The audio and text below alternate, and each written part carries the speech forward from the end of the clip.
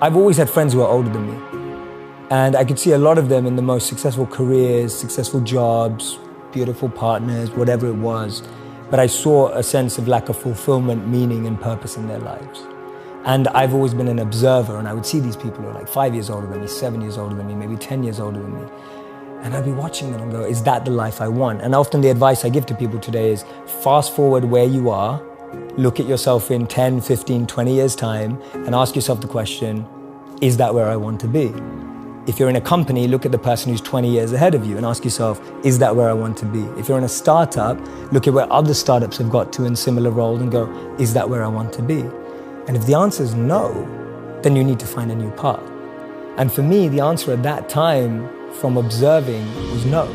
The path that my parents or society or the university I went to or the community I had that was carving out for me, it didn't feel like the path for me. So I was almost seeking an alternative or a new path.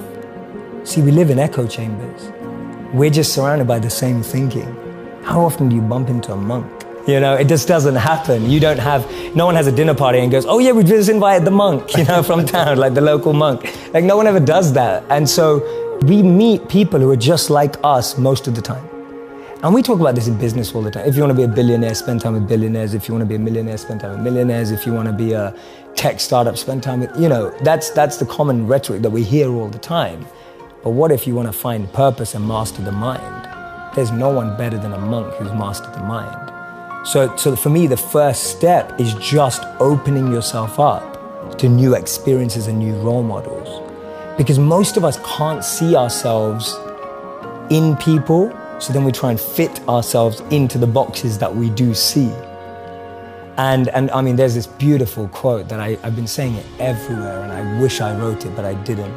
So it's by a philosopher and writer named Cooley. And he said that today, I'm not what I think I am. I'm not what you think I am.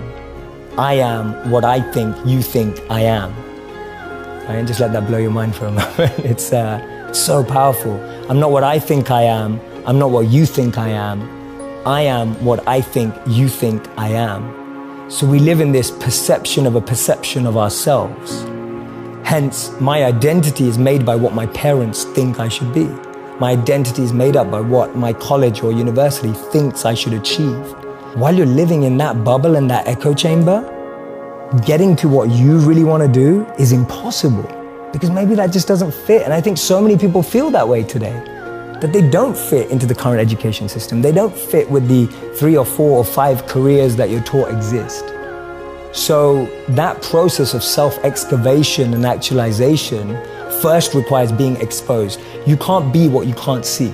If I never saw a monk, I would never have wanted to be a monk. If I never meet a billionaire, I wouldn't want to be one because I wouldn't know what that feels like. I don't know what it looks like. I don't know what it takes. And I think that's the biggest challenge of our society, that we're not exposed.